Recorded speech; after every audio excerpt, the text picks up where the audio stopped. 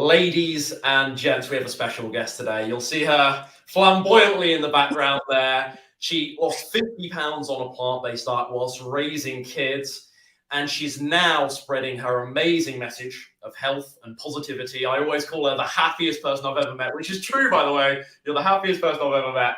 And now she's helping tens of thousands of people online. So a virtual round of applause to the one, the only Tia from Healthy Vegan Mama. Thank you, Tia, for joining us. Thanks for having me. You're very, very welcome. We'll dive straight into it. What I want to know, because this is something I see a lot of people saying, Ryan, I'm interested in a plant-based diet. Ryan, I'm thinking about going vegan. Or maybe it's more from a weight loss center. Maybe they're not interested in plant-based diets, but every couple of weeks I have someone tell me, oh yeah, I want to lose some weight. And I look them in the eyes and they don't really mean it.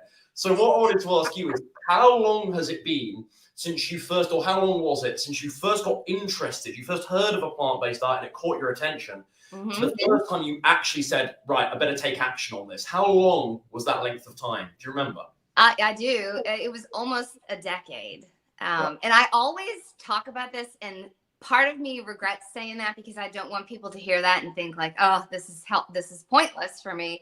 But I think it's so important that I do mention that because we all go through, I think, moments in life where things seem difficult and we try to do it and we give up. And anyway, I eventually got it. But yeah, it was about a decade. I know I was pregnant with my son. He's 9. So maybe not quite a decade, but I was pregnant with my son when I first came across Forks Over Knives. And that's when my eyes were completely open. And I was like, I'm doing this. So that was at the start of that 10-year period. That was the first time you really got into it. Yeah. Yeah. And do you think with that sort of length of time, like, I think there's a certain period of time where people need to almost warm themselves up before they begin transitioning to more plants.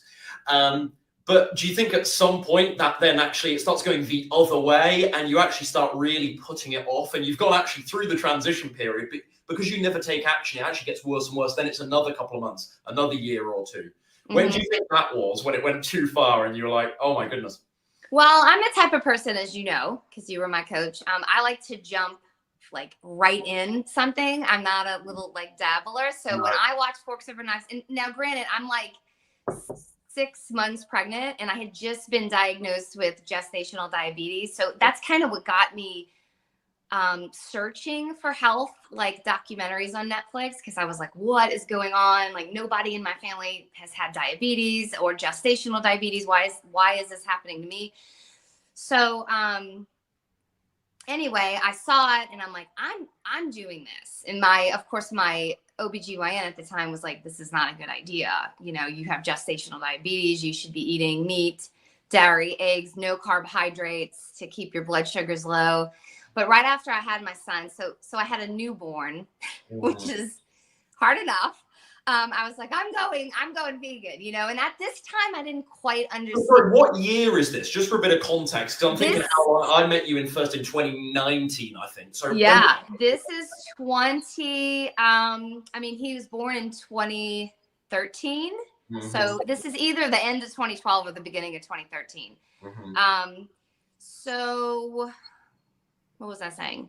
Oh yeah. So I have a newborn and I'm like, I am doing this. And at this point, I didn't quite understand the difference between being a vegan and eating a plant-based diet. So I went out to the store, because remember, I jumped right in. I bought all the processed vegan stuff, everything to make my life, easy. I have a newborn, so I feel like I'm just feeling everything's chaotic at home. It's not the same. And then here I am eating this totally new way that my husband wasn't eating. And anyway, to answer your question, it just seemed very complicated for me. And that's when things started to just kind of unravel. What was complicated in hindsight? What were you getting confused about? Well, I wasn't getting any healthier. And I think that's because I was eating all the vegan, food, prepackaged foods. And I wasn't losing any baby weight. And because of that, I started to realize this isn't easy. Like I have to, my husband is hungry and I have this baby I have to feed, and then I have to eat differently. So the complicated thing was that we were all eating differently. I was a new mom. And what I thought would help me wasn't. But as time went on, I realized it's because of the way I was eating a vegan diet. But at the time then, were you, because obviously we can now look back in hindsight, we can now go, well, obviously you were doing it wrong, Tia. You didn't know the obvious, right? You're having all the vegan junk foods, right? You were new to it, so you didn't have all the info you needed. The internet was in its infancy, YouTube was in its infancy, so there wasn't that much info on this. Like being vegan was still very, very, it still is now, but it was super niche 10 years ago. Yeah. So it's obvious why you struggled with it previously. But at the time, did you really believe, no, I'm doing everything right? Why isn't this? Were you tearing your hair out, or was it obvious the junk at the time as well? I was tearing my hair out. I thought I was doing it right. I thought I was doing it right. It's funny. And then after that, my husband was like, let's, we watched another documentary. You know, it's funny. It was just documentary after documentary. We just were like, I was trying to find something that I knew was missing. I was trying to find something, an easy way, you know, and we came across some documentary about juicing. And so we were like, okay, the vegan thing's not working. Let's just juice. We're gonna detox for a month. We're just gonna juice. I mean, we lasted 2 days. We were starving. It was just one thing after another for years. You said you were looking for something easy. I want to offer another explanation. Was it a magic pill? That's exactly what I should have said. I wanted, yes, I felt like there was something I was missing out there, like a magic pill that I just was missing. It had to have been easier than this. You know, I was watching the documentary and all these people on Forks Over Knives who were transformed and healthy. And then, you know, I read books about people who went vegan and got really healthy, and just, it wasn't happening for me. But the point and in hindsight, I suppose, I don't want to put words in your mouth, but presumably the point you missed was, oh no, these people on Forks Over Knives, they've not just gone vegan, they're actually eating whole plant foods. Yes. And at some point you discovered that, presumably. Yes. Yeah, probably about like 4 years later. Well, it's like 2017 now. You were like, okay. So it's not fair to say you didn't hear this plant-based message and then think, oh, that sounds cool, and then just park it for 10 years. You were, or let's say 5 or 6 years until about 2019, 2020, when you really broke through, which we'll talk about in a second.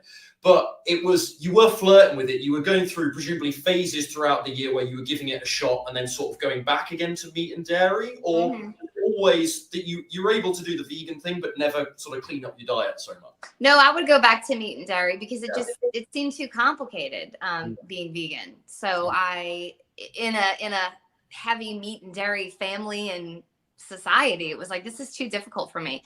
I also, let me say this, I think what also made it really hard for me was I was very afraid of carbohydrates.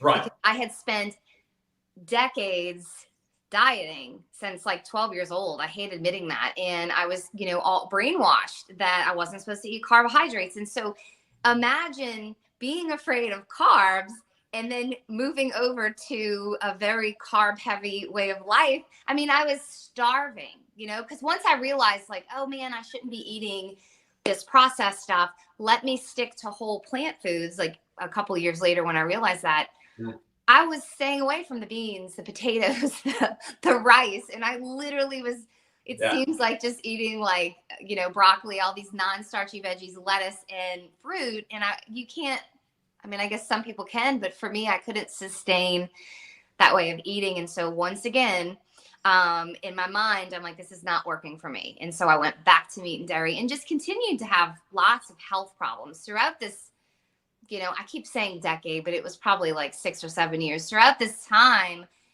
you know, I am continuing to have health problems. The gestational diabetes went away when I had my son, but I started my high cholesterol came back. I was now considered pre-diabetic. I was at risk for getting diabetes sometime in the future. I started having gallbladder issues. I mean, all kinds of things. I had skin cancer, melanoma, like all these things. And I don't mean to laugh, but it's just kind of like all these things kept popping up. No, you're laughing. You're laughing because it's not funny, but it's the idea that there's one thing after another, which I know a lot of people experience. Yeah. For you, do you think this is a really interesting question about people's motivations? Because I've noticed this. Do you think the fact there were so many like little health scares, I say little health scares, but health scares every couple of months or every couple of years, do you think that made you more keen to go and like, oh, I've got to solve this, I've got to do something, this plant-based thing, you kept coming back to it? Whereas if you weren't having all those things, you'd have had your son, the diabetes went away. Do you think you'd have just relaxed then, maybe? Do you think it was the fact you had so many little scares popping up that kept you, I've got to do something here, I've got to go back to this? Oh, for sure. Yeah. I think if I didn't, I probably would have kept eating low carb or doing whatever I was doing, which would work for such a small time. And then it was like a yo-yo. So, but yeah, to answer your question, I probably wouldn't have kept coming back. But I did, because I knew what I heard was the truth. It made sense to me. It made sense, and so, yeah. It resonated with you enough that you kept coming back, even though it wasn't working. It's not as though you gave it one shot.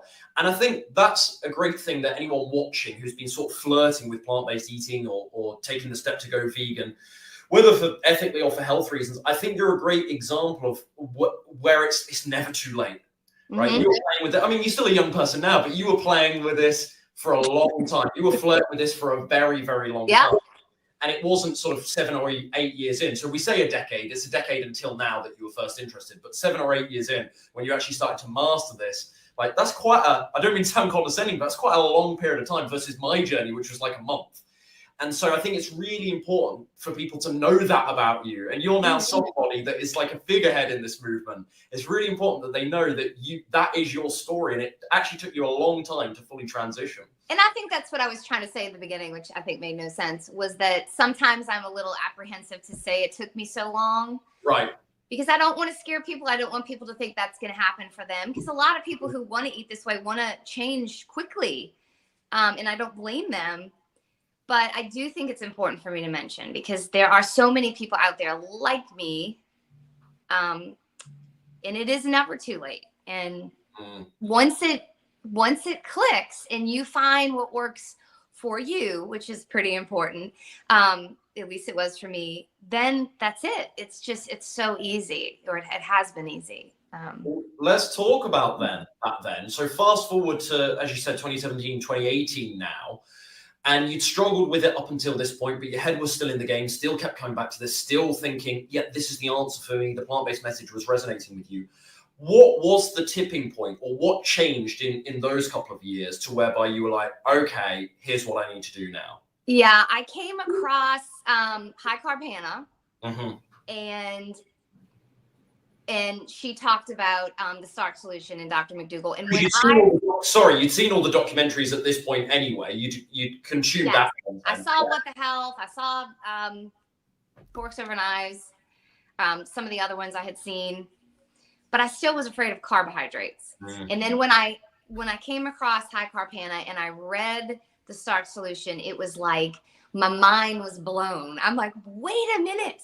Like, I finally understood it's all whole plants, which I think I was kind of understanding, but I'm like, I can eat carbs. And I understood why carbs get such a bad rap. I kind of started to understand it's not the carbs. We need the carbs. We need that for energy. It's all the crappy fat we're putting on it. And so once I read the Starch Solution, I was like, whoa, this is it. I am changing. And I again jumped right in, but still kind of struggled. And I called you up. Yeah, we'll get to that. Is that for you then? Was that the missing piece of the puzzle? Looking back, it was the carb component. And before that, whether you even had the language for this or not, you were maybe trying to do almost like a plant-based keto thing, or a vegan keto thing, which occasionally on Instagram I see someone that's doing that, but it's so hard to do because so many plant foods are rich in carbohydrates, as you know. Yeah. And that's not, when it's from a whole food source, that's not the red flag that many people think it is. So for you, that was the missing piece of the puzzle. It was getting permission to eat good, clean carbohydrate. We want to stress that. We're not talking about soda and cake. Exactly. Yeah. I'm talking about potatoes and rice and beans and occasional pasta and maybe some bread. But yeah, the good clean carbs. I guess pasta and bread's not clean, but yeah. That was a big part for me. That's okay. That was a big part for me. So when you got that information, when you read the starch solution, you got that blessing to eat carbs. Did the weight fall off then, or what happened? What was the next sort of step of your journey? It didn't,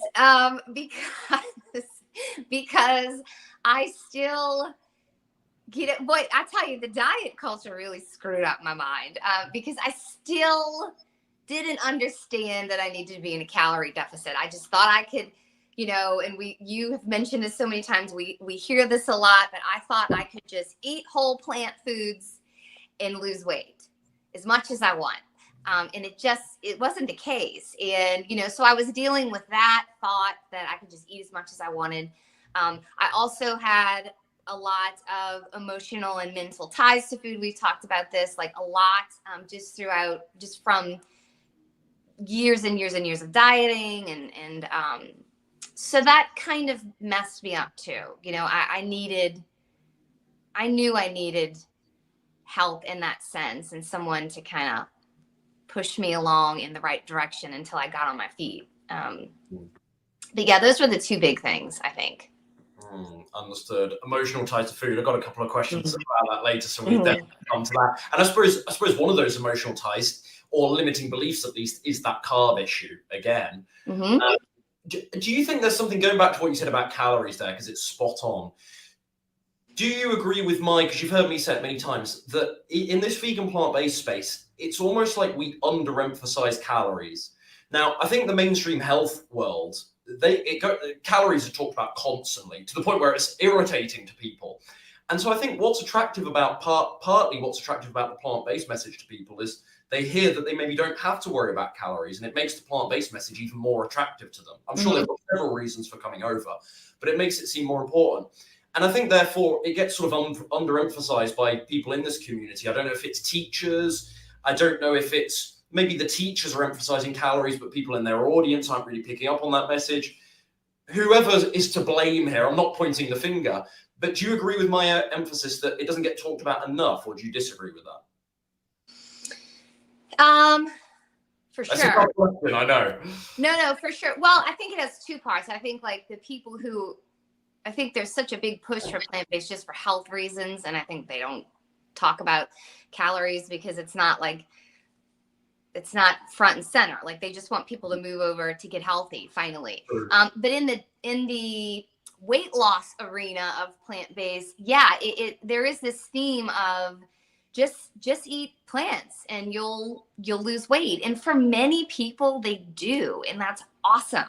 Because when you're coming from a diet so full of meat and dairy and all these rich calorie foods, and then you move over to plants that have kind of just naturally lower calories. Yeah, I mean, some people do drop weight. The thing with me was even though I wasn't fully plant-based, I still wasn't eating a lot of meat. I never drank milk my whole life. So it wasn't a huge jump for me. Yeah. And so I still really didn't lose much weight. I might have lost some water weight. And so after the starch solution, you didn't really have a drastic breakthrough. So this is like 2017, 2018. You didn't really have a major breakthrough? No, but to be fair, it was because I wasn't, I think, consistent. If I can bring that up, it's because I was expecting to go on the starch solution and to be 5 pounds less in a week. And if I wasn't, I'd say, oh, I need to do something else. This isn't working. And you and I both know now that's not enough time. Yeah. So that was my problem. Again, I was still so brainwashed with the dieting culture that I was looking for quick and easy, and that wasn't happening. And, even when I signed up with you for coaching, I mean, you and I looking at my weight loss chart, I mean, I didn't lose a lot of weight in the beginning. No. And if I didn't, straight away, yeah. And if I didn't have you and I knew I needed you, I would have given up like I had done before. Let's not get too far ahead. Let's stay on the journey. Sorry, I just had to mention it. Did you? No, it's important because these are things that you're seeing as being breakthrough moments. So 2017 to 2018, first major breakthrough moment, read the Starch Solution, got the clarity you needed, but still, because you weren't super consistent, didn't really break through. We met in, I think our first conversation, I'm sure, was December 2019, so very late in 2019. And then, so I really think about meeting you in 2020, but technically it was December. You didn't lose a couple of pounds between reading the Starch Solution a year or two before and me? Nope. You presumably went up and down the scale a little bit, but overall, net weight loss, nothing substantial. No, and I think actually right before I reached out to you, I had gone back to the standard American diet because I was like, this isn't what I thought. It's not working. You know, I don't know what's going on. Do you remember how much do you remember our first conversation? Because there's still bits of it I can remember walking around on my kitchen, because it was before I even talked on Zoom, and I just spoke to you on WhatsApp, hands-free, just walking on my kitchen talking to you. Because I'm one of those people, when I'm on the phone, I can't sit still. I have to pace around. It helps me think. Do you remember much of that or not really? I do. Yeah. I mean, I remember where I was, because I just remember, I have such a good memory, first of all. But second of all, I was just so excited that I was finally taking control of this situation. Finally. Yeah, but I do remember. I remember it was very long. Probably because I was through this, so I don't know. Yeah. Yes, I was very willing to give you all the information because I just wanted to do this. But I do remember. Yeah, no, I remember a lot of, and this is going to sound like I'm blowing my own trumpet. You have to believe I'm not saying it for this reason, but you were just like, oh my God, like everything. I'd say something and you're like, oh, that's true. Yeah. Oh, yeah, that's me. We just connected. And I think through my journey with emotional eating, I could, even though there were different sort of reasons for our emotional eating, I think you could see that we were similar, and that's probably when you realized, okay, he can help me. Yeah. Not to put words in your mouth, but yeah. No, it's true. It's true. Well, and I also knew that too, real quick, and I want to say this too. I had mentioned I came across High Carb Hannah, and that's when I realized stuff. I also came across your channel, and I had been watching you for probably a year. Because didn't you get my book first, or something like? Didn't you get? I remember talking to you on Instagram. Didn't you get one of my mindset book first? Before I signed up with you, yeah. But I had been watching you for a while, and that's why I reached out to you, because I knew just from your videos and the way that you seemed, at least, because we're not always what we seem, but I knew, I was like, this guy, I feel like can really help me. And sure enough, yeah, when we talked, I was like, this is going to be awesome.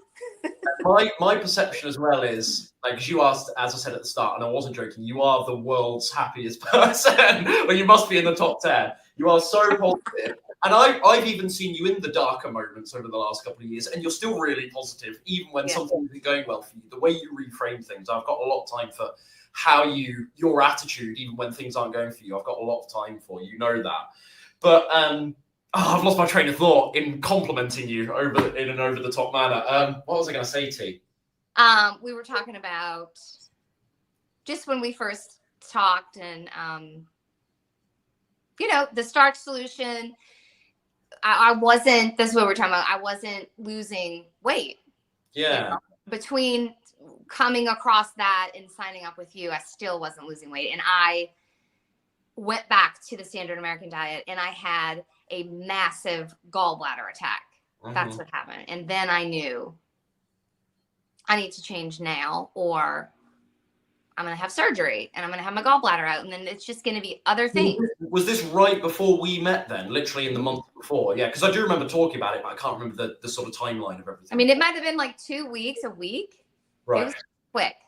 How do you see, because you are right, like weight loss was tricky at times when you were working with me, and I think you had your first plateau about week 3 or 4. I remember it towards the end of January, which is quite early to have a plateau. But I think even on my program now, the average client will hit 2 plateaus with me. So it's not unheard of, but I always think it's quite unfortunate when a client hits one fairly early on, because it can be a little bit demoralizing. Whereas when it's later in your journey, you're already a bit more mature, you're a bit more sort of, you focused on the longevity. It's a bit hard at first when someone plateaus right away. I think when you came on board with me, you did have an initial weight loss in the first 2 weeks, but then it did sort of stop. For you, those first couple of weeks, what were your reflections? Why did whatever I asked you to do, whatever we did as a team, why did that work compared to what you were doing before? What was the difference maker? Do you think it was that calorie thing? Oh, I think I was just sticking with it and being consistent. Consistency, Mhm. yeah. That's for sure what it was. I'd lay money down. Like, that's for sure what it was. So you went from, I mean, how many days a week were you consistent before me versus after me, do you think? 3, Okay. 2, because I'd get on the scale every day, and if it wasn't changing or it wasn't going the way I wanted, I would mentally like just be devastated and talk myself out of stuff. So yeah, I was just really consistent with you. You know, you held me accountable, and I started to realize like the importance of consistency in everything in life, not just dieting or weight loss, or I mean, with everything that someone wants to accomplish. I really started realizing, wow, like consistency pays off. Someone listening, yeah, it's so true, and it's maybe cliche. Consistency is key. You hear it all the time, but if you hear it all the time, why don't people do it? Because it's not. We're not saying anything profound here. It's not rocket science. Wow, consistency is important. People might be listening to this, going, "Well, of course, Tia, of course, Rye, consistency is important. We know that. Why don't people do it then if they know it?" Well, I didn't do it because I was, again, brainwashed, thinking that there was some magic pill or magic trick or magic diet that I could get on and lose weight quickly. So I didn't need consistency. So I thought consistency was just a load of bull that some people would say. Right. Well, how did you escape that then? What did you do right that stopped you always jumping to the next magic pill? Wait, say that again? Something must have changed in your mind to stop you jumping to the next magic pill. Well, I just saw with my own eyes. I experienced the benefits of being consistent thanks to you. I mean, obviously, yes, I could have probably at some point done it by myself, but I think that's one of the reasons why I signed up with you, is because I knew I needed someone there. I needed someone to talk me off the ledge when I was, and I know many times, especially in the beginning, I would WhatsApp, message you and just say, Ryan, I'm feeling like this is not going well. And you would message back and say, just stop thinking about it and just keep pushing through. And sure enough, here we are. You were right. No, well, I can't take the credit for it. You did the work, and you were such a good person to work with. You just so, I said it to you before, and it doesn't sound like a compliment, but you're so coachable, which doesn't sound like a really, like a flattering thing to say, really. But you were just so like, okay, I'll do it. You're such a, and I think as well, you're such an action step follower. When I gave you instructions, you were like, bang, yeah, consider it done. And since I've known you outside of just like our weight loss conversations a couple of years ago, I've seen that in you in other areas as well. You're such an action taker. But I think the other thing that, and this is one of those, when I had that brain fog earlier, when I lost my train of thought, I remember what it was. I think another thing that made us connect well is probably the directness in which we both appreciate people speaking to us. Yes. I don't know if you also felt the same. Love it. Yeah. I struggle with people who don't just tell me. Down the bush. Yeah. Mm-hmm. Yeah. So yeah, I agree. Well, yeah. Yeah. And then 50 pounds gone. Obviously, we're speeding ahead now. 50 pounds gone. But I think some people, when they hear that, they go, wow, that's such a startling amount. And they see you before and after photos. We know, because we've both done it, it isn't actually as amazing as it sounds, because it doesn't go, you don't lose 5 pounds, in January, another 5 in February, another 5 in March. It's never usually that smooth. It's up, down, up, down. Mm-hmm. So if you can tell us, like, after you did my program, like, how much do you remember losing with me? And then until the 50 pounds, like just a 30 seconds on sort of the timeline of it, just so we can dispel this myth, but it's linear. Yeah. I lost with you 20 pounds, right? Maybe like 22 pounds. Something, and then I think at that point, I just knew if I stayed consistent and kept doing what you taught me, and just it would come off, and it did. Now, there were moments where I hit a plateau. I think around like 35 pounds, I hit a plateau, but I knew what to do. And I knew it wasn't the end of the world. And I knew I could figure it out. And I did. And yeah, I don't know if that answered your question. But of course it does. Of course it does. Yeah, I think that's the point I was trying to get from your answer, and help people at home understand. I think a lot of people know this themselves, so maybe it's not that amazing a point to highlight, but it doesn't go like this. It's like, whoa, it is a roller coaster at times, but as long as you're on the downward trend overall, happy days. Yeah, and there were many days where I'd get on the scale and I would 160, and I was like, oh my gosh, yes, I am 160. Because I think with you, I started at like 180. And then the next day I would get on the scale and I would be 162. Yes. But I knew, I learned that there are natural fluctuations, especially with females, in that, one day, yes, it might be 160 and then 162, but the next day it would be 159, so, yes, so there were up and downs, but yes, I just kept overall going down. I remember at one point, I don't know if you remember this, I actually drew a graph for you. You know what I'm going to say? Yeah, I don't know how much you're happy with me sharing this. I'll stop talking if you want me to. No, I love it. But I drew a graph of what happened to your weight during your menstrual cycles. And I think I don't want to put words in your mouth, but I remember you responding quite positively to that. And it just helped you, I think, stay cool and patient when you were having fluctuations. Yeah. You say, it matches the water retention from PMS. Oh, for sure. And we know just from coaching and other coaching you and I have done, like I, for some reason, retain so much water for so long. So long. That's it. It's not so long. It's much, your PMS seems to be prolonged, or the water retention at least. So prolonged. And then quite the opposite of most women, but on the day that I do actually get my period, I lose weight. Yeah. I lose like 4 pounds. And most women usually like day 3 of menstruation when I see it drop with most of my. Yeah, it's so weird. But yes, I feel like tracking my weight and you doing that for me really, again, was just like a mind like clearing. I just felt so much clarity, like it made sense. Whereas prior, before coaching with you and not being consistent, like any little bitty fluctuation, which is normal, I'd freak out, and I would think whatever I was doing wasn't working. So yeah. To come back to the carbs, because we talked about the carb phobia and how you were able to get over that, but how long did it take you to get over that? Because even when you read the starch solution, even when you hear me, when you start working with me and you hear me saying, no, it's okay, like have this amount of carbs with your meals. Even when you hear that, I'm guessing there's still a bit of like a nervousness. There was not with me. I was so excited and I trusted the process. So I literally let go. And that's another thing. I mean, I think it's different for everybody, but for me, if I'm going to do something, I am fully sold on it 100%, like, and there is no looking back. So for me, I wasn't nervous about it at all. I was ready and I knew it was going to work.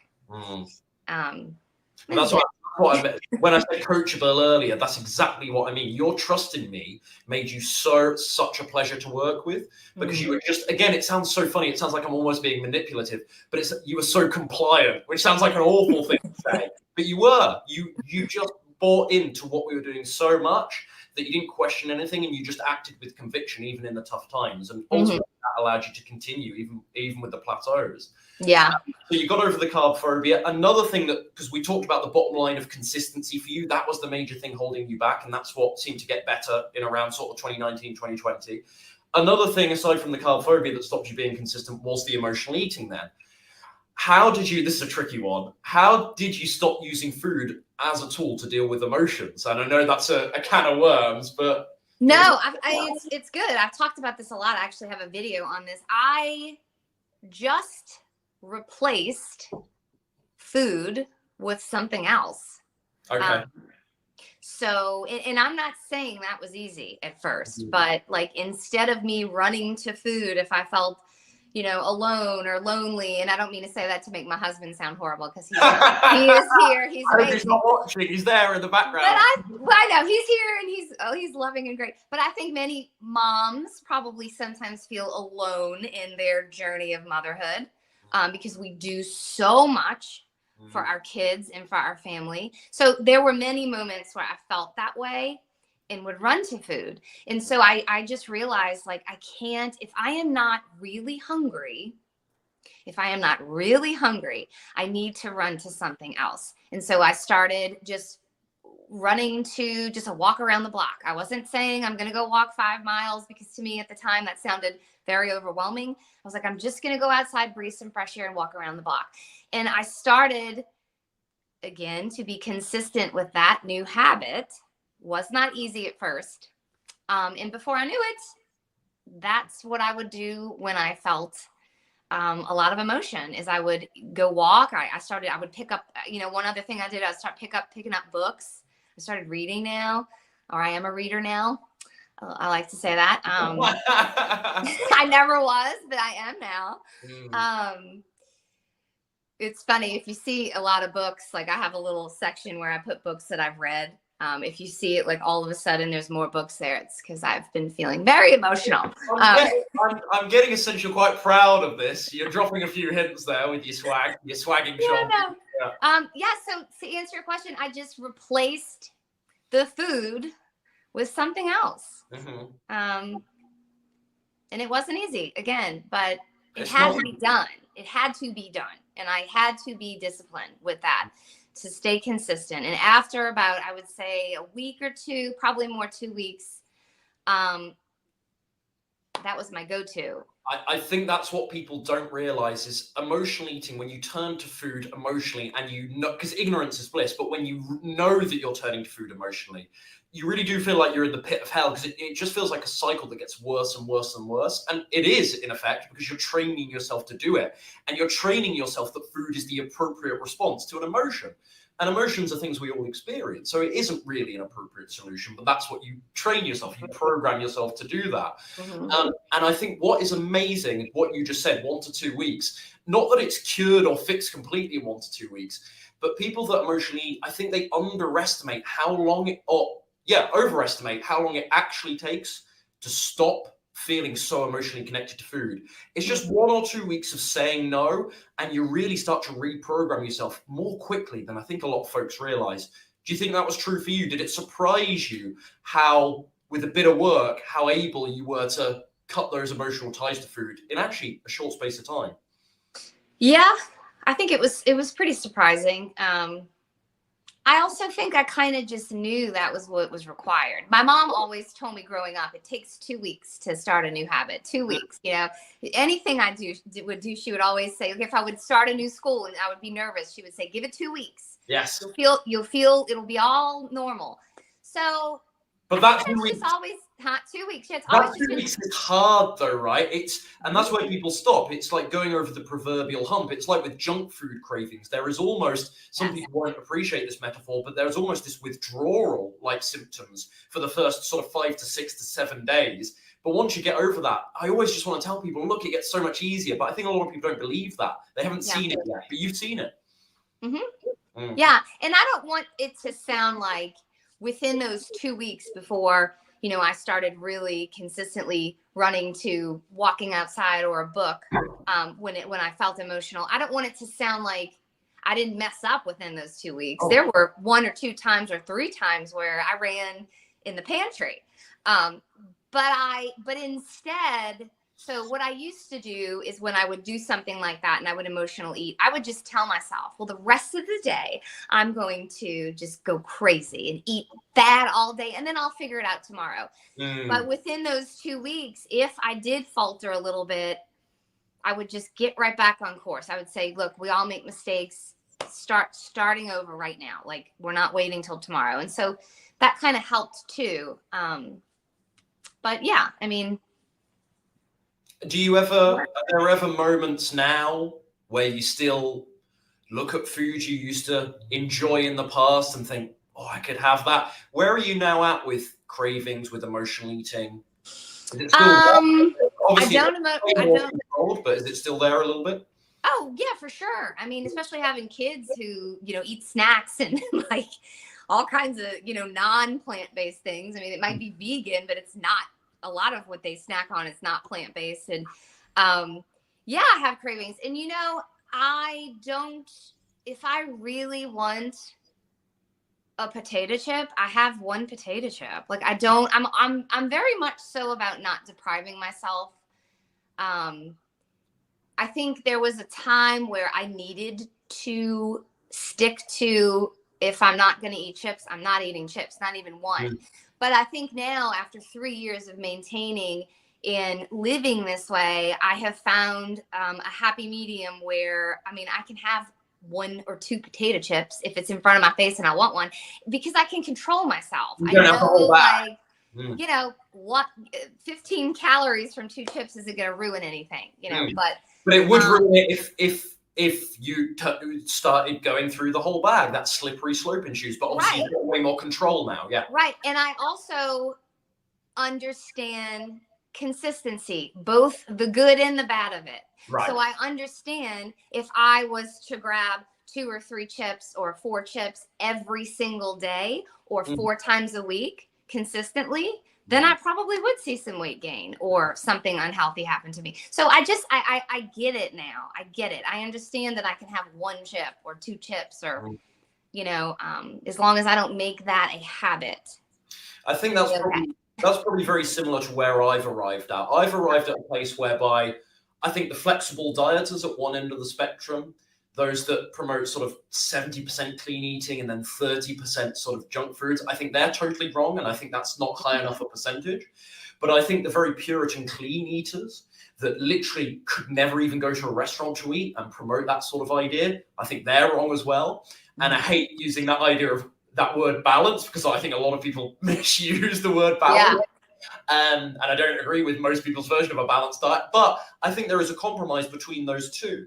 And I don't know what percentage that is or exactly what that looks like, but certainly, let's say you have 3 meals a day, that's 21 meals a week. Certainly 1 or 2 of those being a slightly less than clean option, that's not going to ruin your health. You're still going to have fantastic results. And is there an argument that therefore that's more practical for you than 21 perfect meals a week? Maybe for some people, because of their schedule, their lifestyle, maybe that's a more fun and therefore practical way to live. So I think I'm with you. Yeah. And I think everybody has to just figure it out for themselves. But I want to be clear, for me in the beginning, because I am such a black and white person, I did not go out to eat. No. I did not steal a chip. No. I did not. And I stayed that way for quite a long time. And I was happy doing that. But it was that's the thing. Yeah. I wasn't miserable. I wasn't feeling like left out or deprived. Like, I was very happy. And, you know, I think you needed, and this is what I put all of my clients through, I think you needed a period of abstinence to take food off its proverbial pedestal in your mind and to actually learn how to trust yourself with that bag of chips so it didn't go over the top. And I think, as much as I've just said what I've just said, that I think it's okay to occasionally have a meal out, one glass of wine every now and again, and it's not going to ruin your results. And maybe that makes it practical enough so you can actually imagine staying on track for years and years, for the rest of your life. What am I on about years and years? For the rest of your life, we hope. And as much as I've just said that, I actually think a lot of people at first, they need abstinence to earn that flexibility and to earn that freedom, because otherwise you're going to abuse it. Yeah. I agree. I needed to learn what consistency can do. And I needed to learn how to not self-sabotage myself and to not, I needed to do that before I moved to the stage that I'm at now. And still the stage that I'm at now, I think some people would be like, wow, like, eat a vegan burger, Tia, you're not going to die. Like, I'm still not, you know, I'm still pretty clean, but I give myself some leeway. Leeway every now and then, you know. And it's funny, I was thinking about this in the car yesterday morning. I don't know why, but I strive to eat the cleanest diet possible, you know. As you should.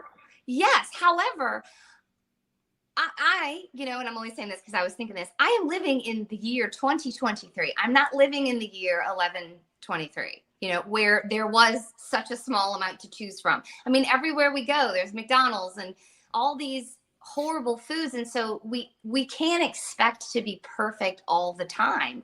I don't know why I was thinking that in the car yesterday. No, I think it's a good point. I think it's a fair point. It's true. I think so many people, I think maybe I had seen something on Instagram about perfection. And I was like, that's just not, as much as I want to be, you know, as much as it makes sense. Yes, God created all these whole plant foods for us to eat and only eat those things. And I mean, it's still the year 2023 and we have to adapt. And you have to, you kind of, as much as there's many things about food culture nowadays that are terrible and you want to shut yourselves away from, you can't stay in bubble wrap forever. You can't do that. No. You need to go out there and you need to be in the real world and you need to think about what you can actually adhere to and what you can actually sustain. So I'm all for that. But here's the difficult thing. This is where you've struck the right balance, and I would like to think I have. is I think a lot of people will hear what we've just said, and maybe for them that's permission. Like, oh, because we live in such a bad time that I won't even try, I won't even fight it. A lot of people have no resilience, and you've become very resilient to the culture. So that's my next follow-up question for you, I suppose, is because we had conversations about this years ago. How do you deal with social events and being around people that do eat differently? And it's okay if someone eats differently, but they then start pushing that onto you or start making comments about what you're doing. How have you learned to deal with that? Well, I still bring my own food or eat ahead of time. Because, yes, I might steal a chip here and there, but I still am pretty black and white. Well, not to a restaurant though. Not to a restaurant, no, but or not with your family anyway. No, but if I am with people who don't want to eat at a restaurant where there's something for me to eat, right, I will eat ahead of time. Yeah, that makes sense. And I tell them because they'll be like, "Oh, I'm so sorry." I'm like, "Don't worry about me. I already ate. I'm stuffed. I'll pick on some chips. If there's chips and salsa, we'll get chips and salsa, or I'll get a salad." As boring and cliche as that is for a plant-based dieter, I'll get a salad, or my friends know and my family know, like, do not worry about me. If we go to a restaurant and they do have vegan options, amazing. But if not, I take care of myself. I am always prepared, always. There's always a backup plan, or you've always eaten something sometimes. So, yeah. The great thing, though, for me is, though, living in Austin, it is very vegan friendly. Right. So it seems like literally when right before Christmas, my parents came in town and they wanted to go to a steak restaurant to celebrate. My daughter had like a piano recital, and I was like, that's fine, I'll eat ahead of time. And we get there and there's like a vegan steak option. I'm like, wait a minute, what? What was that made out of then? Well, I think it was like a Salisbury steak. So I ordered it. It was amazing. I didn't eat it all because I just knew it was going to be full of fat, but I had it and it was great. So my point is that I'm lucky that I live in a city that is very vegan friendly. And I know a lot of people don't have those options. And so,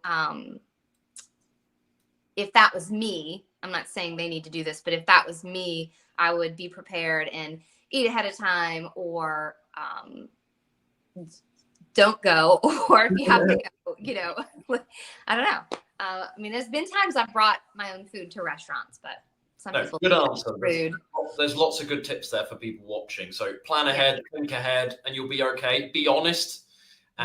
Tell people that when you're going out to meet them, say, look, I've already had something, don't worry about me, be honest. I think it's worse when you surprise people. If you turn up to a place and you maybe reject food or say, I'm not eating, that's when people can be a little bit funny. If you've already warned them, you don't surprise them, you've already had the conversation ahead of time, I think that really helps stop the tension, I would say. I do too.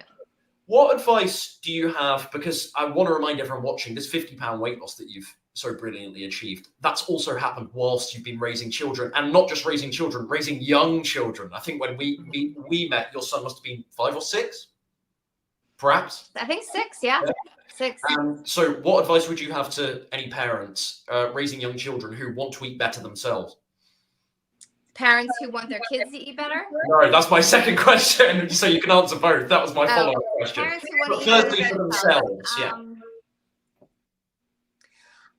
absolutely would be to keep things simple. And I think that's how the whole, like, for those people watching that don't know me, like, my whole kind of deal is I eat very simple, like easy and simple. And I love to show people how they can do that. And that's come about from having small kids, and having, in my family, not eating a vegan diet, right, and having to cook for them. And then myself, at first it was, I would say, those 7 years before actually really doing this, that was one of the hiccups I had too, was I was overcomplicating things so much. So once I, I signed up with you and just really started going with this whole thing, I realized the importance of keeping things simple. And that's not really hard to do, eating whole plant foods. It's so easy. It's so easy. Yeah. So just, I would recommend not. You were forced. The difference with you is you didn't come into this thinking, oh, I need to make everything simple. It was actually a lesson you learned through mistakes. It was actually realizing, oh no, if I want to make this work for me and also feed my family, I'm going to need my stuff to be really simple. You actually learn through, whereas to me, that's just so obvious that you need to keep it simple. But at some point we learn it, don't we? Yeah, I totally learned. So I always have this kind of, I call it like a blueprint. I think I got that word from you. You had one video where you talk about blueprint stuff. Just a meal, and I just do a starch, a non-starchy veggie. If I want to add a little tofu, I do, and then just a sauce, and that's it. And it doesn't have to be a complicated sauce. Like literally. So here's my question on the simplicity. Sorry to cut you off. No. I'll let you finish that. I'm sorry, it was really rude. I'm done. It wasn't rude. I'm done. A simple sauce, yeah. Why do people, because we're talking about simplicity, it's so obvious to me, you know my program, you know my philosophies, we're totally in alignment on this. I have all of my clients do simple stuff. I literally have someone write to me every day, one of my clients write to me every day saying, Ryan, I can't believe how simple this is, and I feel amazing doing it. So people don't realize it. People are generally speaking, being overly elaborate with their meals. Is this a problem in the plant-based world, or does it extend beyond that? Is this a vegan plant-based problem? I don't think. I think this is just a cultural problem in general. I think people think food needs to be extravagant. And you know, it's so funny we're talking about this because before we got on this call, I was flipping through some reels and I saw a reel. I don't think it was like a vegan, excuse me, a vegan reel. And it was a person talking and literally they said, do you think your food is too bland looking and boring? Here's what you should do. And it was all of these steps because they were saying that your food shouldn't look bland or boring, but yes, it should, because the more boring it is, I mean, there's so many great things for food being boring or at least looking boring or bland. I mean, that's what I strive for.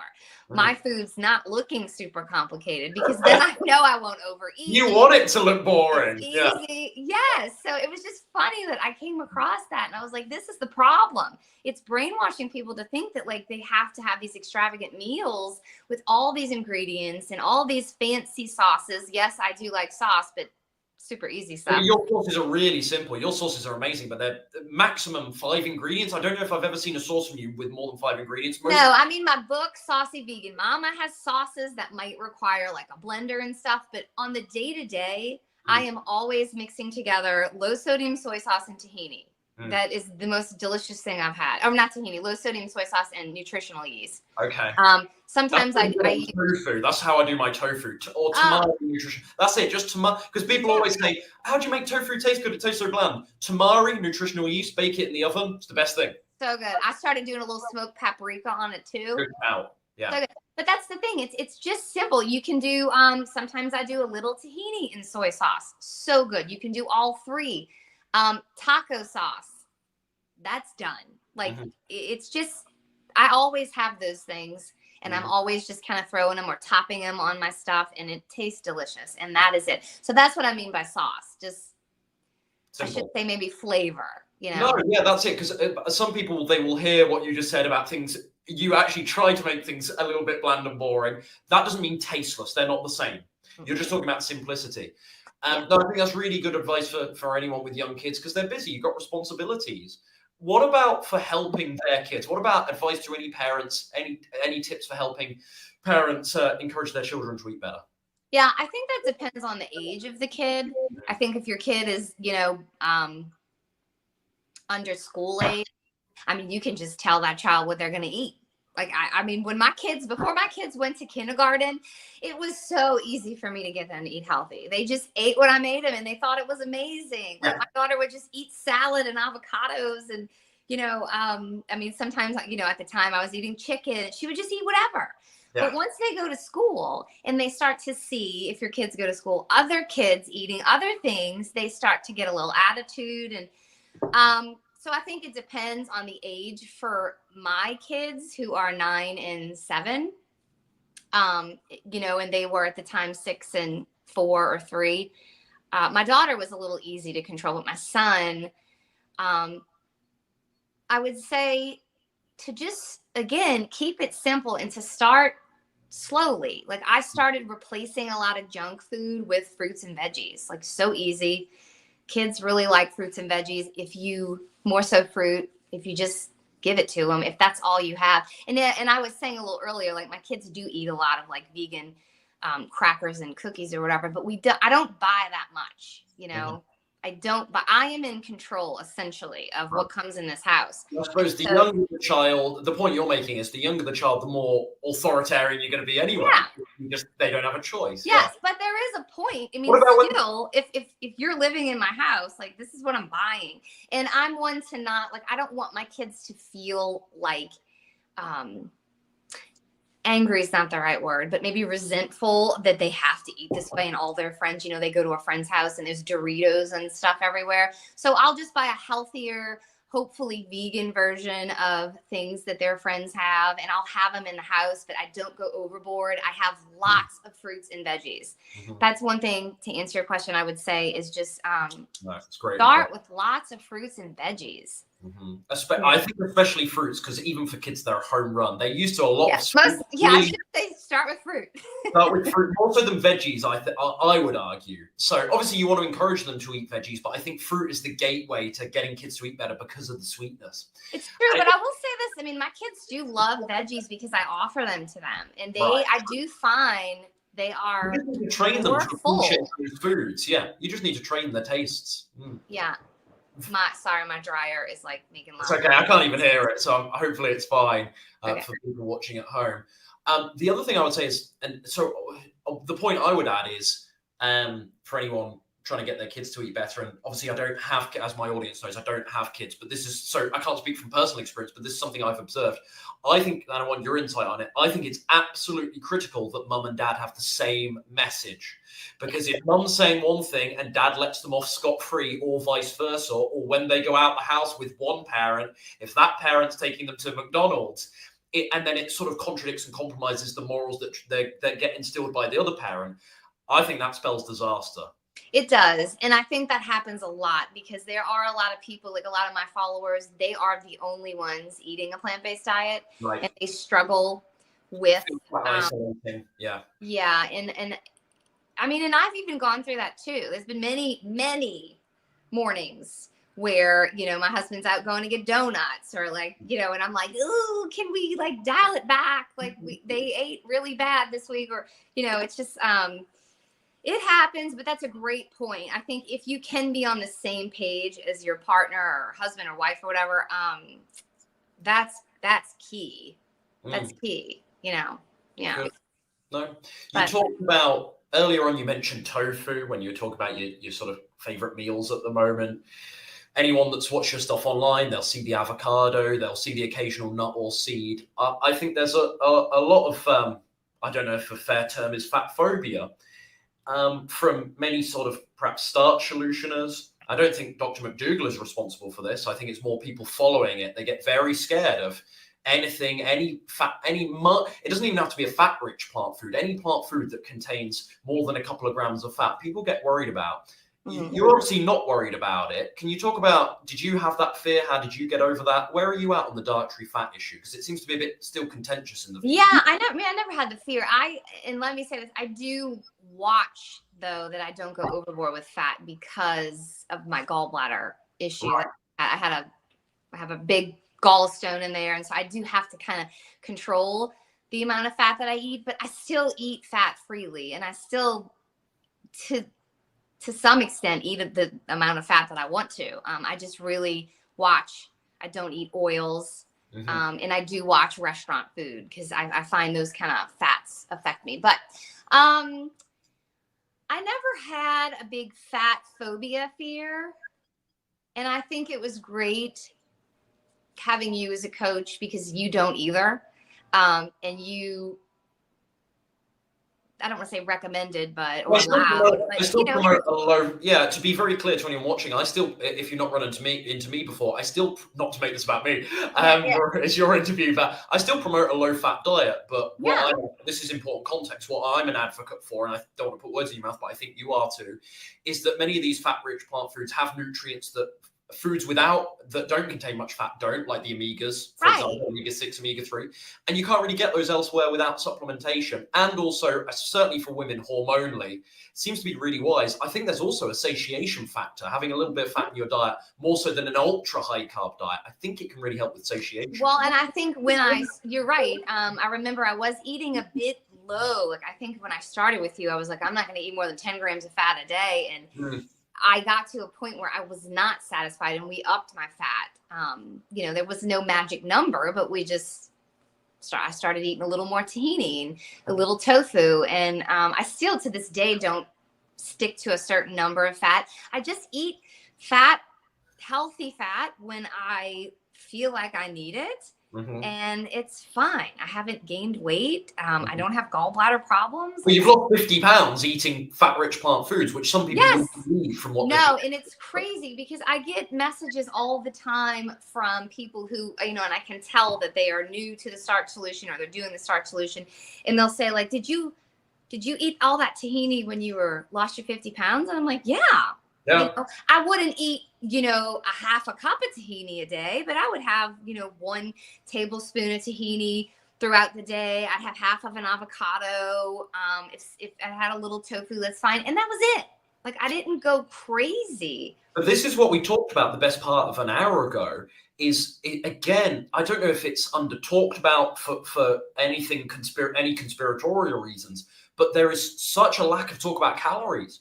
Because as you know, the bottom line is calorie deficit. Yes, macronutrients and your balance between carbs, protein, and fat, those 3 being the macronutrients.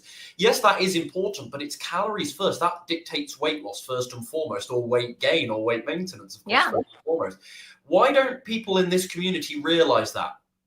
I don't know.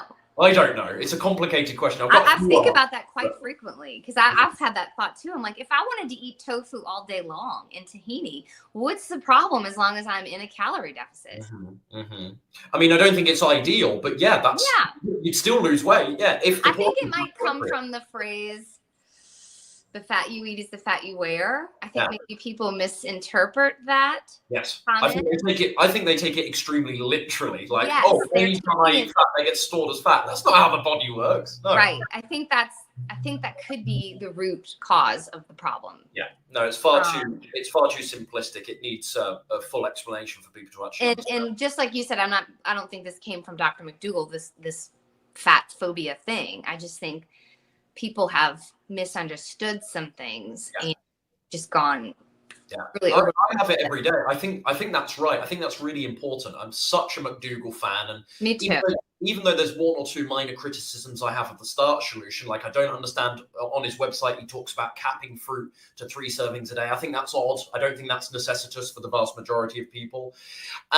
So even though there's 1 or 2 things I disagree with, I still overall, like, what I advise is incredibly close to the starch solution, and I love his work. I've got a lot of respect for him. He's changed my life, absolutely. Me too. But I think where the problem lies is people's inability to take advice. And I might sound a bit scathing here, but I think people don't listen properly. I think people don't. I think they hear what they want to hear, or they only listen very briefly, or they don't have amazing, and I don't think I'm a genius, but they don't have amazing critical thinking skills. And I'm going to sound ruthless here, but I'm just being honest. These are my true, honest thoughts. And I think, I have messages from people every day saying, Ryan, I'm following the starch solution. And then they tell me what they're eating. And I'm like, this isn't the starch solution. You're eating 1 baked potato and some broccoli for lunch with no toppings. Right. It's like you're eating 200 calories. This is not the starch solution. McDougall has a lot of beans in his diet. Yes, he's an advocate for potatoes, but whole grains as well. He has a far more balanced diet than a lot of the starch solution followers actually use. I don't know if have you noticed that trend in your audience as well? Yes. Yeah. Right. A lot of potatoes, which is great. I mean, I love potatoes. Great, but not if you're only eating potatoes and then missing out on all the other amazing nutritional diversity under this plant-based umbrella. I agree. That might be the food stuff. I want to talk to you about exercise. You're super into, I think this is the topical thing for you at the moment, is we haven't spoke about it for a little while. Are you still super into the rebounding? Because there was a time last year where you were loving that. I was. No, I'm not into it. I'm trying to get into it. I mean, this is going to sound like a bunch of excuses, but last year when I started it, I was like all gung ho. I was like, I am going to jump on the rebounder all the time. And then I got COVID and I had to I literally did nothing for like 2 weeks and I felt very lethargic for months after. And so all I really did was walk. And then I did rebound a little bit more when you and I started coaching again, and I felt better. But I noticed, and it's funny, the Trophy twins, who are big rebounders, I know you know who they are. Yeah. I talked to them a lot about this, but I noticed after effects of COVID, both times I've gotten it, of joint issues. And the rebounder just really has not been great with that. So I'm not a big rebounder right now. It's kind of gotten messed up. You look like you don't like my answer. I'm listening to you. I'm trying to listen without judgment, because obviously my job as a coach is at some point I have to make judgments, and I obviously have to give my feedback and instruction to the client. I was trying to listen to you without judgment. I think, to be honest here, as long as you're moving your body and you're getting the results you want, does it really matter which kinds of exercise you use? It doesn't. So actually, it wasn't that I was listening to you and I was about to say, "Oh, get on with it, Tia, get on the rebounder." that wasn't actually my answer. I was just thinking about it, and maybe it is an excuse, but here's where I would say the real answer lies. Have you done anything else to replace it? Because if you haven't, then maybe it is an excuse. If you no, and I know it's not an excuse. But it's not an excuse. No, I was just saying I didn't want it to sound like an excuse. No, just walking. I've always just found joy in walking. And it's funny, after the second time of getting COVID, even walking was hurting my joints. It was weird. But that went away. And I just walking. I love it. But I do love the rebounder. I don't want it to sound like the rebounder hurts my joints or it's bad for me. I mean, it's amazing. And when I was doing it, I felt so good and it was fun. And I was having a lot of good changes within my body. I just got thrown off course a lot. And, I think as a form of exercise, I think it's very, very underrated. I said this to you at Simon. Yeah. I've jumped on a trampoline once or twice in my adult life. Oh yeah. I loved them as a kid; they're fun. But I've never done rebounding. But I remember saying this to you. I've never done it, but I think it's brilliant, and I think it's slept on. I think it's really underrated as a form of exercise. The question and I think I said this to you at the time a year ago when we picked back up again, and we had that second term of coaching. I don't know how sustainable it is for people, because you are and I know people that advocate for it will say, well, there's different routines. You can mix it up. You can listen to music whilst doing it. You can watch a show in the background. I get that. But is that any different to being on a treadmill? It's not really. I question the sustainability of that. Yeah. And I think that's part of what happened, like with getting sick and feeling really tired for a couple months after, walking was what I wanted to do. And then, with the move, when we moved this summer, I stopped rebounding because it was packed away and I couldn't find anywhere to put it. And then I did, and I started jumping again. Then I got COVID again. Like, it was just all these things. And maybe I just didn't love it enough to continue. Continue. And I do love walking. That's one thing I've learned about myself since getting healthy is I love to walk. I love to be outside. And yes, you could put the rebounder outside, but it just seems to be fun. It seems more fun to walk. You're moving, you're exploring, you breathe. It's just nice. Nature. I know there's some lovely areas nearby you. I remember certainly at your old place, you had that lovely walk nearby you, and that was great. And I think with exercise, it's okay to go in phases. There's moments, as you know, with me, there's moments where I'm loving the tennis more so, or I'm loving the strength training again, or at the moment for me it's this kickboxing stuff, hence the war wounds here. Like I'm just hooked on that at the moment, and I'm sure I won't be forever, and it's okay to go in phases. I've played tennis on and off for 15 years since I was a little sprog. So I've always sort of come back to it, and as long as you're doing something else in the meantime, you've replaced it with walking. That you were doing walking anyway, but presumably you've upped it. I think that's fine. So, I'm not judging you for it. I do think some of it's an excuse. I've got to be honest, as I'm hearing you, I'm like, I left it in the box. It's like, come on, T, come on, get it out, have a bounce. But look, if you're getting the results you want, does it really matter? Yeah, no, and I feel great. And I think it's important to do something that you love. And if I started to feel, I think like, oh, I gotta take the rebounder out and do the rebounder. And that was making me not like, it's like, oh, yeah. Then I was like, wait, this is not what I want moving my body to be about. I don't want to feel like a chore. Yes. And so that's when I was like, I'm being silly. Like, I'm going to go do something that I want to do. And so I do.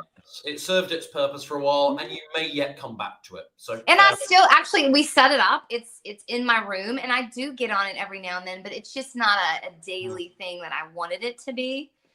And that's okay. It happened. I forgot to ask sort of a follow-up question earlier when we were talking about the importance of calorie deficits. I think it's really important to mention that neither of us count calories. And so I think sometimes when people hear me talk about calories, they assume I'm an advocate for calorie counting. As you know, I'm not.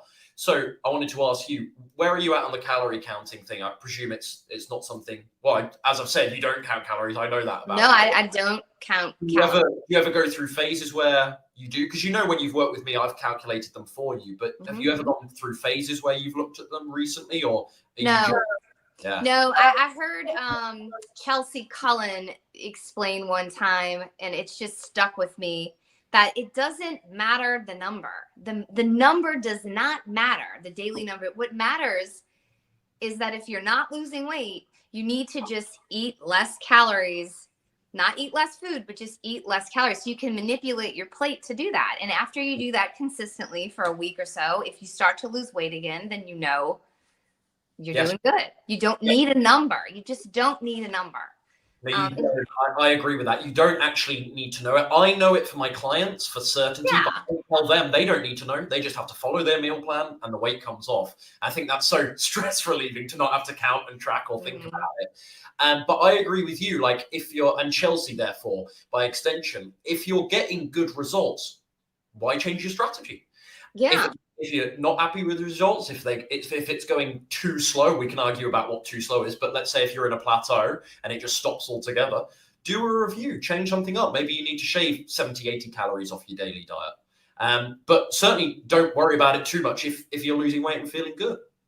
Yeah, and that's not to say people who do count calories like it's a bad thing, or people who want to count calories. I just think it's a tool. It's a tool, but for someone like me, when I used to count calories, I got so obsessive with it that it was a problem. And so I think it just depends on the person. But no, I don't count calories. I love not counting calories. That's so much easier. Yeah. That's not to say I don't get curious. And I'm like, how many calories do I even eat? But yeah, I just don't. No, I think the other thing, because you've already sort of hit the nail on the head with your criticism of that it's just much easier not to, and it's enjoyable to not track everything.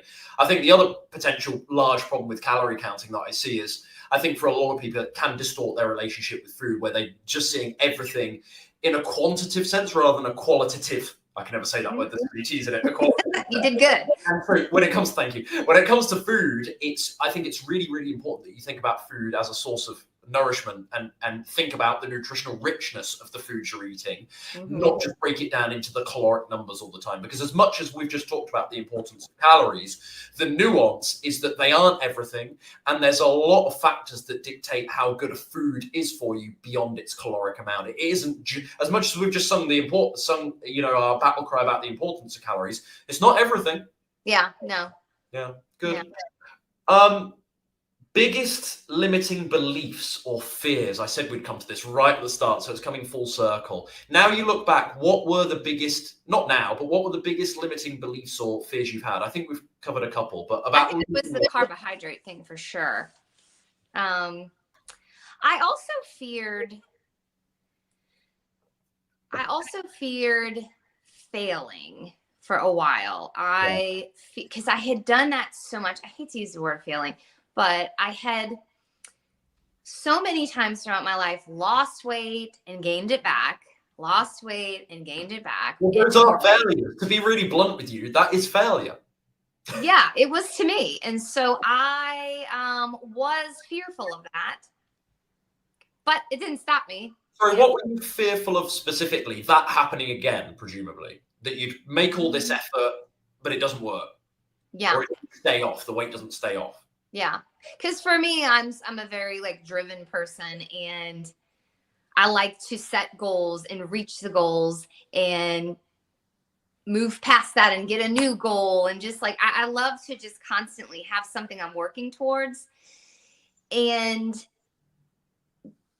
when I used to try to lose weight, yeah, that felt great when I got to that goal, but then I would fail at it. And so it was a fear I had of like, just, failure. That was a big one. When do you remember that, or maybe you don't, but when do you remember that stopping? Do you remember a period of time where that seemed to go away? Was it just as you lost weight and as you saw that it wasn't going back on, that's when you got more confident that you would never need to? Yes. Do you remember one? I don't know if this is you coach so many people since me, but there was a number of 178. I'll never forget you, Tia, my dear. Well, I for some reason I wanted to get past 178. No, not 178. Yes, this rings a bell. Maybe it was 178. Maybe I was 190. I think I was 190 when I started coaching with you. So maybe it was 178. That rings a bell. For some reason, ever since having kids, would diet and I don't consider eating this way a diet, but I would diet, get to 178, and then it would just come back to 190. And it was just like this fluctuating thing. And I was very fearful that I just it was going to happen again. And so, yes, to answer your question, I think once it went past 178, I remember we kind of celebrated. I remember. And it was so easy, and it just kept going. That was when I really let go. And I was like, this is for real. Right. This is real. This time. Yeah. That's when it was. So that was 178 was your glass ceiling. That's probably the best way to describe it. And when you smash through it, you're like, well, anything's possible now. Do you think, how do you look back at that 178 now? I can't help but laugh. I don't mean to laugh at you. I laugh because you would not believe the amount of conversations I've had over the years where clients will say, oh, I can never get past 152, as if a given number is the reason, the point where their body stops. And it just becomes stubborn, as if your body knows exactly what your weight is, and then it stops. Right. So do you look back at that and do you laugh? Do you go, that was silly? Or do you think it was like a time thing? Do you think it was always that you could only ever stay on track for example, 2 weeks, and 2 weeks was about the time it took to get around 178? So there was a reason why. Yeah. How do you look back at it? I think both of what you said. I think it was silly for me to believe that I could never get past 178. But I do, I think you've hit the nail on the head with that. I do think that was why probably I could never get past 178, is because I wasn't giving anything a chance long enough to do that. Yeah, impatient. Yeah. So that's interesting. I never thought about that, but. I think we have I joke about this all the time. I always see a lot of people have this. There's a time. They always recognize a time. And for me, it's, what I'm going to say? For me, it's 21:21. I always notice it. And I swear this time for the last 15 years of my life, I remember it being a little kid. I can see 21:21 in every clock in my parents' house. And it's the time that I swear has haunted me all my life. Every time I look at my phone, every time I look at my watch, it's 21:21. And of course, it's completely untrue. And it's like a confirmation, or it's a number bias that I've built up over the years. And because I've jokingly, because it's a joke to me, but because I've jokingly sort of acted like it's superstitious, I now recognize it everywhere. It's just a recognition thing, a pattern recognition, a number bias. Do you think that's what 178 was for you? Do you think that actually there were times where you gave up at 180 or 181 or maybe even 176, maybe you even got past it, but you sort of, for you, you only remember the times really clearly when it was 178 because you built up this number on a pedestal? Do you Absolutely. Yeah. I think that's important for people at home to hear, because people generally, a lot of folks do think they've got a glass ceiling when it comes to weight loss. I think it's very important to hear that some of these things can just be, it might just so happen that you always do stop at 178, but it might also be that you only recognize it because this number holds such weight, pardon the pun, in your mind. It haunts you. It haunted me. So big limiting beliefs, 178, fear of failure, carb phobia. Anything else you'd add to this list? No. A good That's list. probably it. Yeah. Impatience is maybe it's not fear or a limiting belief, but that's obviously a mental obstacle that held you back as well. The impatience, you've spoken about that throughout. Yeah, okay. We're coming to the end now. I think I do have more questions, but I've done these in such a funny order. Oh, yeah, just a couple of rapid fire things. Just so people at home have a little bit of inspiration if they want to go away. They've heard your fantastic story and they're like, right, time to do this, time to turn my life around. Top 3 healthy plant-based meals that you're loving right now. Oh, I'm really into noodles. Really into noodles. So for me right now, actually just released a video yesterday on YouTube about my top 3 favorite meals I'm eating right now. But they're just noodles. I didn't know that. One of them, I know you did. People can go watch the video. Yeah. My top 3 favorites. So I guess, if you want to go watch it, you can. But I'm definitely into noodles and rice dishes right now. But I would say, to further answer that question, even though that probably I didn't even really answer your question, a top dish I would recommend for people just starting would be like an easy sushi bowl. That's always a favorite of mine. It's so easy, just rice, edamame, cucumbers, carrots. For years, I remember you having that years ago. Yeah, so much. Taco bowls, so easy, like lots of lettuce and beans and rice and corn. You can add anything in there, but those 2 for sure. Like, I still have in my weekly rotation. Like, I just can't get enough of it. And again, we can hear that whole message. We talked about it half an hour ago. We don't need to go there again, but simplicity. You can hear it in all of those dishes, folks. Tia's just mentioned simple stuff. Some of those things, 3 or 4 ingredients plus a sauce.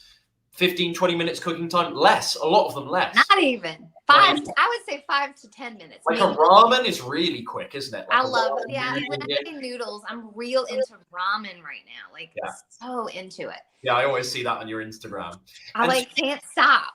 Speaking of which, you dropped that 5 habits video last week, and all this last week or so on Instagram, I've been seeing them, I've been liking them, and it's given me ideas about what I can eat, because I still watch other people, even though I've been doing this for so long. I still think, oh, that's a cool dish Tia's making. I used to like something like that. It's a reminder, like, oh, I should try that.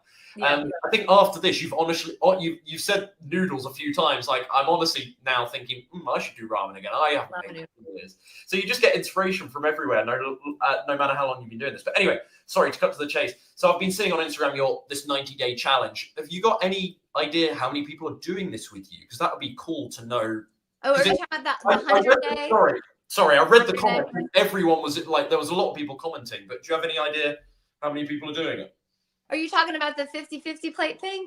Yeah, the 90-day challenge you're doing to get people to eat more fruit. It's 100 days. I don't know.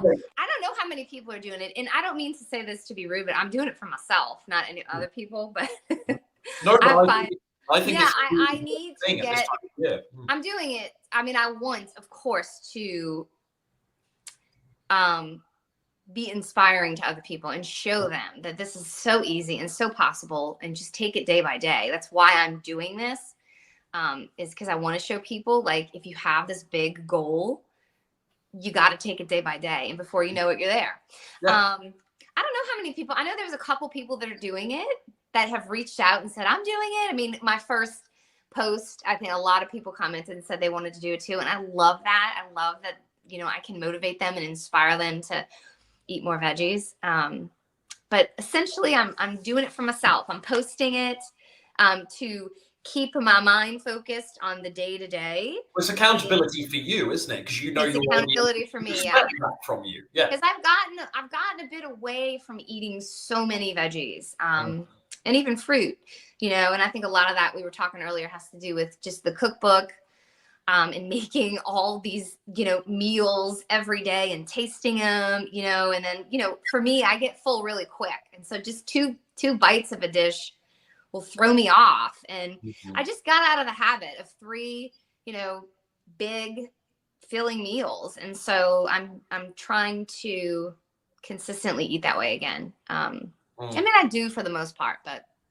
No, you're just making a conscious. You've noticed the veggies and the fruit flipping, so you've said, right, what sort of commitment can I do? And you've got public accountability for it. Yeah. Like you said, primarily this is for you, but I also think this could be. I think there's another advantage to this. Like you say, you can inspire a lot of people with it. I think I saw the amount of comments you got on your YouTube video, and I'm sure I didn't check the first Instagram post you did. I didn't read the comments, but I'm sure that number will tail off as the 100 days goes on. As it does. Yeah. But I just think it'd be, this is just my 2 cents. I think it'd be really cool for you to get a gauge on how many people are actually doing it with you. And I know, again, it is primarily for you, but it'd be cool at the end of 100 days for you to get flooded with DMs of how much weight people have lost or how much their cholesterol has dropped. But obviously you didn't want to make it like a really formal thing, because you know how my mind works. I'm thinking, I'll email everyone like a spreadsheet and put their weight in, and then we'll get the feedback at the end. We'll do a live stream. I'll bring people. That's how my mind works. You're primarily doing this for you, so I don't mean to project my opinions onto you. But I love it. You're welcome to know how people that did it with you will do with it. Yeah, maybe I keep in touch with them. I mean, it is quite a bit, but maybe I could start a Facebook group. That's something I didn't think about. People can that would be cool. Chat in there. That would be easier to communicate. But cool.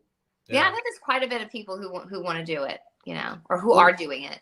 What's next for the hungry vegan mama movement? More YouTube healthy. videos, more Instagram Remember, posts. I changed it. Oh, sorry, excuse me. Sorry, T. Sorry, healthy. Just kidding.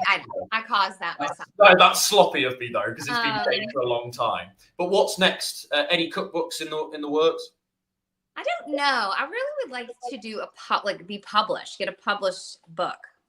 So I'm working on just growing my following, because I think that's like a requirement.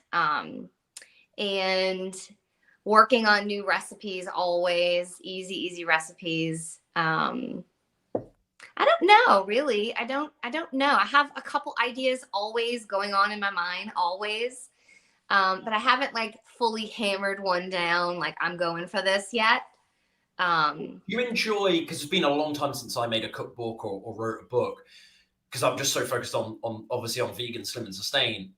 And my memory is it's years ago, but like I have such bittersweet memories of like writing stuff and producing that sort of stuff and writing a cookbook and so on and so forth. Where are you at with it? Do you love it? Do you love that whole process?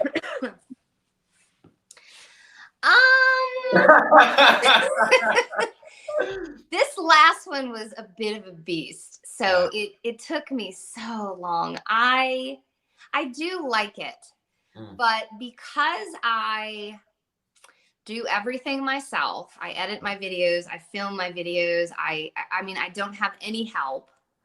I'm not saying that because I need help. I feel like it's just another thing that I'm doing that I have to do myself. And so, this summer when I really was in the beginning of last year, throughout the summer when I was really trying to get this book finished, it was a beating. So I think that's why I'm not working on anything right now. I'm just taking a break from it. It's a lot. I don't think people realize how much actually goes into incredibly draining, and it takes cookbook. Your life. Yeah. And I mean, it's a lot. It's so much. And that's why I get so many comments like, well, why won't you put it on Amazon and sell it? And it's like, if I'm being honest, like, for the printing that Amazon charges and the royalties, like, I get $3, and for all of that work I did, it's not worth it for me. Like, you can buy the ebook and print it out on your home computer. You get $3 per sale if you sold it as hard copy via Amazon. Yeah, well, my Simple Vegan Mama I got about $3, maybe $4, because it's so colorful, and if I'm going to do it, I want good quality stuff. Yeah, like. That's terrible, isn't it? Yeah. That's why I would love to have a book like with a publisher. Hint for anyone watching. Yeah. Yeah. Hint if anyone's watching. Yeah. Okay. But cool. anyway, that's kind of what's going on. I'm just kind of in a little bit of a limbo right now. I'm just feeling things out. It doesn't feel like a limbo. It sounds pretty clear. It sounds like you need a rest from sort of producing any new books or any resources. And it sounds like you just focused on sort of Instagram and YouTube. Are you still, this is now turned into a personal chat, but people might be interested. I'm curious. Are you still, because I go through phases with YouTube videos and Instagram. I'm loving it right now. Where are you at? Are you still passionate about it, enjoying it? I think I'm on the uptick with YouTube again. I had quite a bit of a hiatus. Yeah, you had a break. I really got burnt out with YouTube. And again, it's because I don't have an editor. I film myself, and I have to fit this in a window because, I volunteer at my kids' school all the time, and then I got to go pick them up, and I don't like to film while they're here. It's just, you know, a lot of it is my own box that I put myself in, but that's the box that I live in, and I'm okay with that. You know, I don't want my kids seeing me on my phone or filming YouTube videos, and some people don't care about that, but I do. So no, that makes sense. When you're with them, you want to be with them. You want to be yes, present. That makes a lot of sense to me. I think for me, like George has really helped, and like I don't know, I don't think we've ever talked about this, but I started working with George, my photographer, videographer, like about March last year, and it's been a massive help. It's cost me an arm and a leg, but it's been a huge help to. Like, I still have to put a lot of stuff together. I still make content, like most of my content, but just having him there to at least film, or to at least film 1 in 3 of my YouTube videos, or to at least help me record, you know, 5 out of 10 of my Instagram posts, or take the photos. It's a little help, and it has been worthwhile. I know. I probably should. I have so many friends, like YouTube friends and Instagram friends who have help, and they tell me all the time, like, it is amazing, you know, and I don't know. I'm such a controller. I need to let go a little bit, I think, if I plan on growing anymore and doing, you know, because I want to keep up with it. But yeah, to answer your question, I really am starting to kind of get excited about YouTube again. Mm-hmm. I absolutely love Instagram Reels, though, if I'm being honest. Like, yeah, they're fun. It's so easy. I can whip out 6 of them in a day and just post them. If you haven't made a YouTube video before, I think most people, they don't realize the effort. And it's not just filming is half the job, and filming's tough, and filming is very tiring and draining, and you have to be, we talked about it before we went live today, you have to be focused, game face on, and you're not always in the mood. That's just filming. Then you've got to edit, thumbnail, title, and some of them you think you've made something amazing, something really helpful, and no one watches it. It's like, it's a nightmare. So it feels very mentally unstable producing YouTube videos, and you're too attached to good feedback. YouTube's not for you, is what I would say. That's one thing I had to learn, like, pretty early on, is to, like, not let comments bother me or like anything. I mean, that was tough at first, but now it's like, sometimes I don't even look at the comments. I try, because I do love that part of interacting with people, because it's social media. But after, I would say, a day or two, especially if a video starts to really get a lot of views, I usually just don't even look at that point. Yeah, mine basically depends how busy I am. I'll reply. Yeah. You'll see me on some videos, I reply to every comment. On others, I haven't touched one. And it's all a busyness thing. It's not rudeness. I just sometimes, if I'm really busy, I don't have to. It's one of those things that's slightly lower down on my priority list, just being honest. Yeah. So I don't always get to it. Where can people find more of your stuff? Most people already know, but your recipes, your cookbooks, Instagram, you know, at healthy.vegan.mama. YouTube, same thing. I'll put it below. Yeah, my website, Healthy VM, not to be confused with Healthy BM. Someone mentioned that one time. No, I was like, oh. Yeah. You know, I have all kinds of recipes on there for free, and my ebooks. But yeah, that's it. I mean, cool. You can just Google my name and it'll pop up. Google Healthy. Well, anything else you want to talk about? I think that's it. We've covered a lot. I think we've covered a lot. A lot of time, so thank you. Yeah, I appreciate it. It's always fun to talk to you and see you, you know, like see you face to face. Yeah, it's weird because it's the relationship we've had. It's gone from coaching to friends, and people know that there's a connection between us as well. So other people like to hear, like people when people hear I talk about you, they get really interested in that. In YouTube videos and whatnot, where I've mentioned you, people get curious about that. I think it's the same. I think it's the same. So people like that we've got a little connection. And a lot of people won't realize it, and they're, oh, okay, right. So for the first time watching us, so and to add to that, I love to share a lot, obviously, because you are my friend now, and I just love everything you do and what you've done for me, and obviously I love to share that, but also I love sharing that I needed help.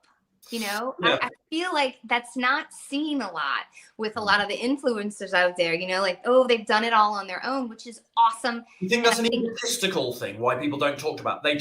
They're too embarrassed to say, I had help. Do you think it's that?